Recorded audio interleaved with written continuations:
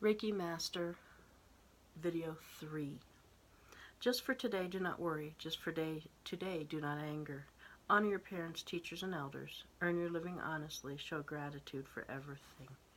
The original ethic principle of Reiki, the secret method of inviting blessings, the secret medicine for many illnesses. For today, do not anger.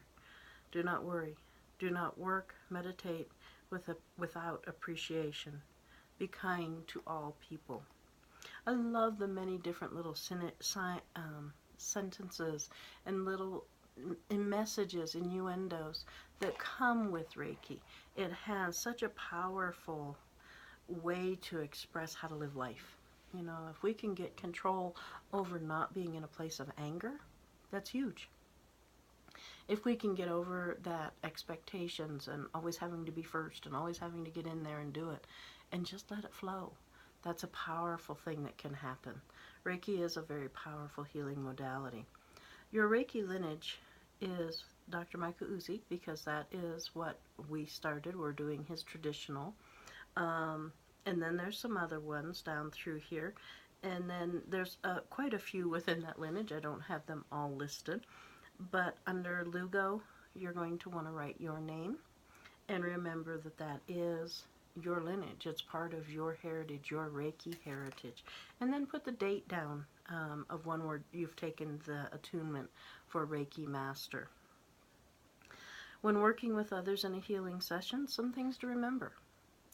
Reiki energy knows what to do. You don't have to force it. You can trust it, and you don't have to try to make it do anything. You just are facilitating the awakening. It can cause no harm. The turns of healing over to the highest good. Don't try to have your, like I said, the expectations, but allow the highest good to speak. Be sure the client is comfy. Make sure they're comfortable. Make sure you're comfy and you're comfortable. Breathe. Remember to really get that centered breathing, allowing yourself to breathe in the energy of Reiki and giving out the blessing because of the breathing. Also remember to have your clients breathe.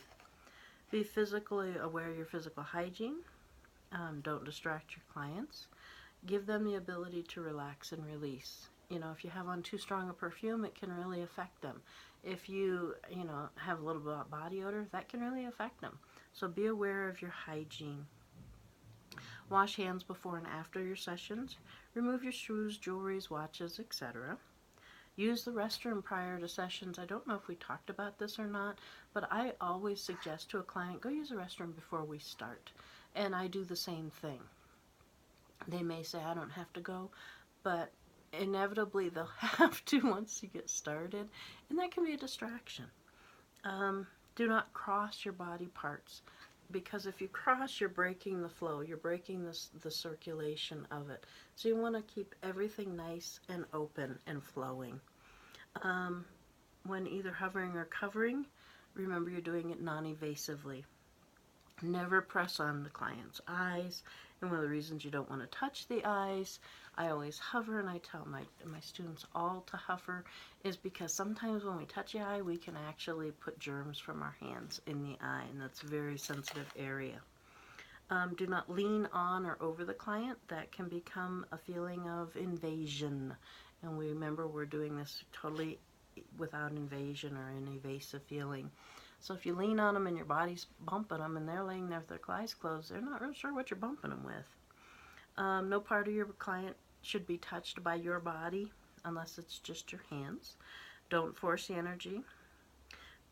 Prayer you can say, or a meditation you can focus on is, I call for the light, I open to the light, I receive the light, I am the light. And I always like to do that just prior to a session. I always have that thought in my mind. I am the light.